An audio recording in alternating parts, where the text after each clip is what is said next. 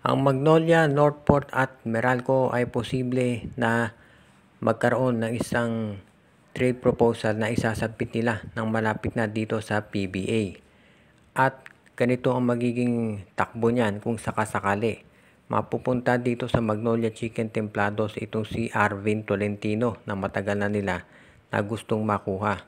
Samantala naman, dito sa Meralco Bolts, makukuha nila itong si Calvin Abueva na matagal na rin gusto ng MVP Group dahil nakikita nila na meron tong experience talaga na may itulong dito sa kanilang lineup.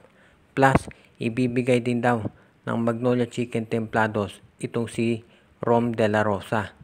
Samantala naman itong Northport Batanguer, makukuha nila itong si Kyle Pascual mula dito sa Meralco Bolts at baka isama pa itong si Jansen Rios.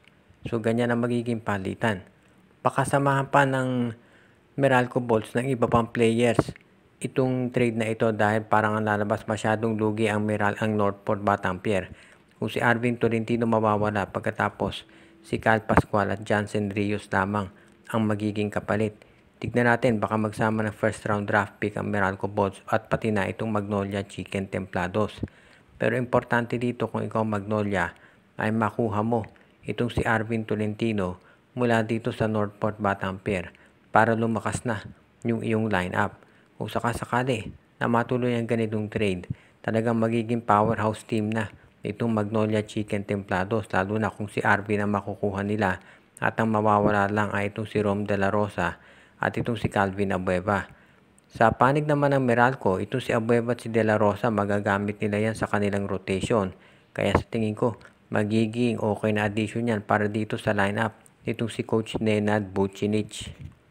Habang nag-iintay ang San Miguel Beer dito sa magiging desisyon ni Troy Rosario kung saan team sasali, ay kinukonsidera rin ngayon ng SMB na kunin itong si Jason Perkins mula dito sa Meralco, dito sa Phoenix Fuel Masters kung kinakailangan. Ito ang medyo sabihin na natin na long shot talaga dahil mukhang walang balak ang Phoenix Fuel Masters, napakawala na itong si Jason Perkins. Pero mukhang determinado ang San Miguel na gumawa ng paraan para makuha ito dahil gusto nilang siguraduhin na yung kanilang lineup ay magiging ready na para dito sa darating na Governor's Cup. Dahil ayaw nilang magkulang pagdating sa power forward. Medyo marami nagtataka ba't hindi pa kinukuha ng San Miguel si William Navarro. At ayon sa mga insiders, medyo nagde-decision pa SMB at iintayin daw si Troy Rosario. Pero kung sakasakali na hindi mag-workout yung kay Troy, titignan din nila kung makukuha nila si Jason Perkins. Alam naman ng lahat ng teams na itong SMC at MVP Group gusto makuha ang nasabing forward mula dito sa Phoenix Fuel Masters. So far nagre-resist pa ang Phoenix pagdating sa mga trades, pero baka eventually mapapayag na yan. Depende kung sino ang ibibigay ng San Miguel. Sa ngayon maraming trade assets ng San Miguel. Nandyan si Jeron Teng, si Vic Manuel, plus pwede rin nilang ibigay itong si Keith Jimenez at si Simon Enciso. Yun nga lang, nasayang yung first round draft pick ng San Miguel, si Evan Nava, na pwede sana nilang i-offer sa Phoenix. Pero kanila na lamang pinabayaan at ngayon ay nagta-try out dito sa NLEX Road Warriors. So tignan natin kung papayag na talaga ang Phoenix. Dahil bukod dito sa pagkuha sa pangangailangan ng power forward, isa pang iniisip siguro ng San Miguel ay baka wag na lang hayaan yung MVP Group na maulang makuha itong si Jason Perkins.